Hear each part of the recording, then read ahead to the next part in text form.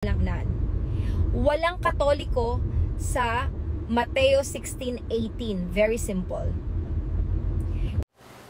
Alang sa mga butas pagtuo, kanang mga taong way pagtuo, dili ka makakita, ni makasabot. Nga ang St. Matthew chapter 16 verse 18, gipadayag ni Kristo ang katolisidad sa iyahang gitawag og iglesia. Kung mangita ang letra por letrang mabasa, isip name sa iglesia, di ka makabasa din sa St. Matthew chapter 16 verse 18 sa hinungdan nga si Kristo wa man magtukod og ngalan. Ang gitukod ni Kristo sa St. Matthew chapter 16 verse 18 ang iyang iglesia.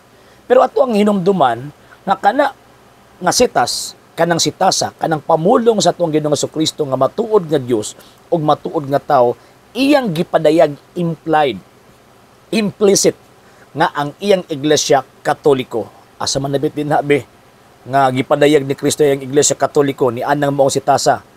Balikan nagbasa ang St. Matthew chapter 16 verse 18. Thou art Peter, and upon this rock I will build my church, and the gates of hell shall not prevail against it.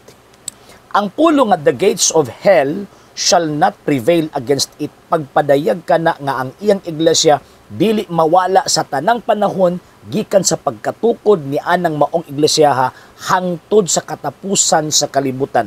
Dili na mamatay ng maong gitawag o simbahana.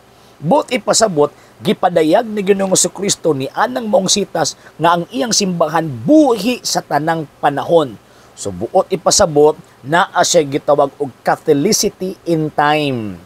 Buot ipasabot, makailapon, mokaylap, mulukop kining maong gitawag og iglesia sa tanang panahon gikan sa unang siglo hangtod karon nga panahon.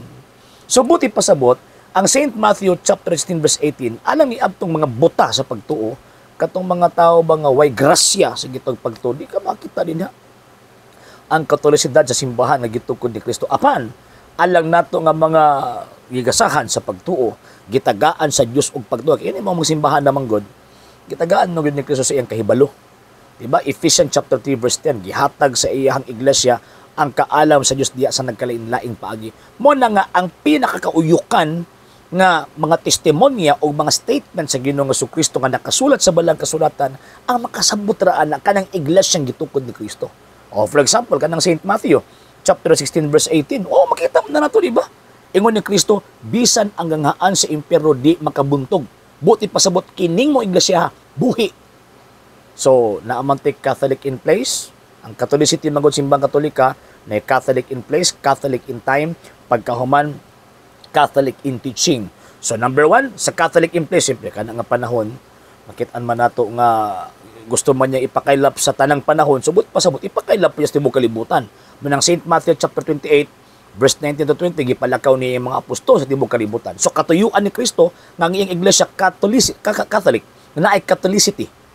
Manang St. Matthew chapter 16 verse 18, pagpadayag ka na nga ang Kristo kabubuton niya nga ang iyang iglesia mo kaylap sa tibok kalibutan kung Katoliko. Number 2, Catholic in time. Catholic in time in the sense na kanang mong iglesia di mawala sa tanang panahon. From the 1st century AD until now, di yun na mawa. So naana, nakasulat sa St. Matthew chapter 16 verse 18. Ingon pa niya, bisan ang hangaan si impero di makabuntog. And number 3, naigitawag og Catholic in teaching. In the sense nga kanang gipahulo ni Kristo nga bisan ang hangaan sa impyerno dili makabuntog niini from the time of the foundation until now kinahanglan itudlo na.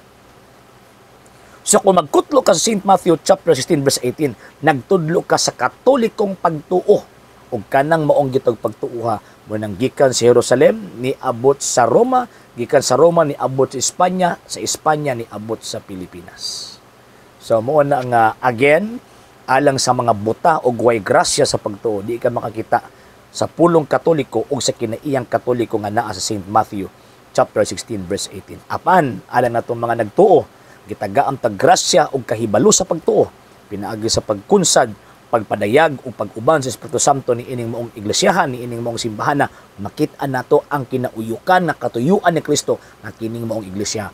Katoliko ang kinaiya ining Katoliko og ang iyahang pagkamao Katoliko kay katuyuan ni Ginoong Kristo nga ang tanang tao maluwas og ang tanang tao naa sa tibuok kalibutan mo nang gusto niya ng Katoliko ang iyang iglesia kay ang kaluwasan alang man sa tanang tao og ang maluwas lamang katong midawat niining maong gitawag og kaluwasana. Okay?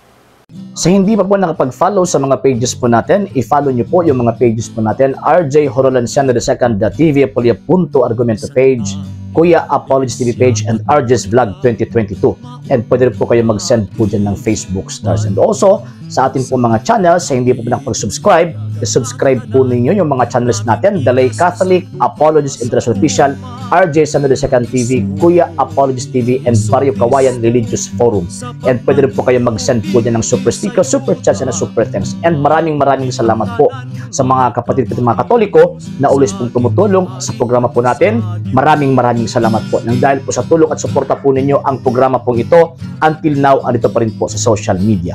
And until now din po, nangangailangan pa rin po tayo sa tulong at suporta po ninyo dahil wala po kami magagawa rito mga sir, mga ma'am, kung wala po yung tulong at suporta po ninyo. Sa gusto pong tumulong, sa gusto pong sumuporta, pwede po ninyong ipadala ang tulong at suporta po ninyo sa pamamagitan po ng ating mga account numbers dyan po sa ating pong screen. And pwede nyo po kaming i-message sa ating pong page kung via remittance po yung ipadala po ninyo. Maraming salamat po in advance.